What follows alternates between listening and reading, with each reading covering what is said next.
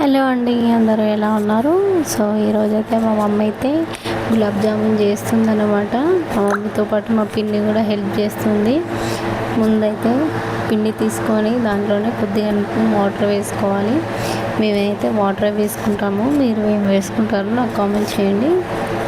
కానీ స్మూత్గా వస్తాయి, ఎంతో టేస్టీగా కూడా ఉంటాయి. ఇంకా దాన్ని అయితే మంచిగా దాన్ని కలిపేసుకున్న తర్వాత నెక్స్ట్ అయితే కవర్లోనైతే పెట్టేసుకుంది. నెక్స్ట్ గ్యాస్ మీద గిన్నె పెట్టేసుకొని వాటర్ వేసేసుకొని దాంట్లో తగినంత షుగర్ని అయితే యాడ్ చేసుకోండి. యాడ్ చేసుకున్న తర్వాత మంచిగా మరగనివ్వండి. మరుగుతుండగానే దాంట్లోనే అయితే ఇలాచీ పౌడర్ని అయితే వేసేసుకుందాము. ఇలా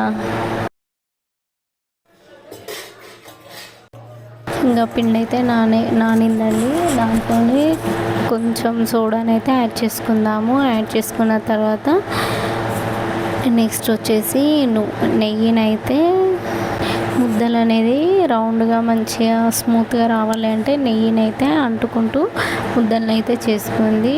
ఇంకో పక్కన మా మమ్మీ అయితే గ్యాస్ మీద నూనెని అయితే పెట్టేసుకుంది. అది వేడయ్యేంతలోపటి వీటిని అయితే బౌల్స్ లాగా చేసుకుందాము.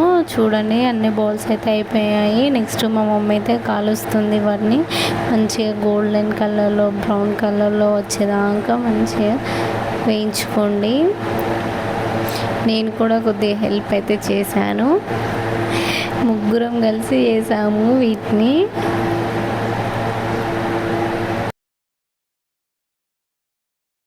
ఇంకా ఒక దిక్కు మేము చేస్తుంటే మా చెల్లి అయితే వీడియో తీసిందనమాట. సో చూసేయండి, పక్కనైతే పాకం అయితే రెడీ అయిపోయింది. ఇటు నేను ముద్దలు చేస్తుంటే మా పిన్ని కూడా కాల్చేసింది. సో టోటల్గా మొత్తం అయితే అన్నీ అయిపోయాయి. అయిపోయిన తర్వాత నెక్స్ట్ షుగర్ అయితే మనం తీసుకున్నాం కదా పాకాన్ని, ఆ పాకంలోనైతే వేసేసుకొని ఒక 5 minutes అయితే మూత పెట్టేసుకోండి. పెట్టేశాక సో ఇక నేనైతే బౌల్స్లో తీసుకొని బౌల్స్లోనైతే వేస్తున్నాను. చాలా అంటే చాలా బాగా వచ్చాయి. సో మీరు కూడా ఒకసారి అయితే ట్రై చేయండి. ఇలానైతే మేమందరం కలిసి అయితే వీటిని చేసేసుకున్నాము. సో ఓకే అండి, థ్యాంక్ యూ, బాయ్ బాయ్.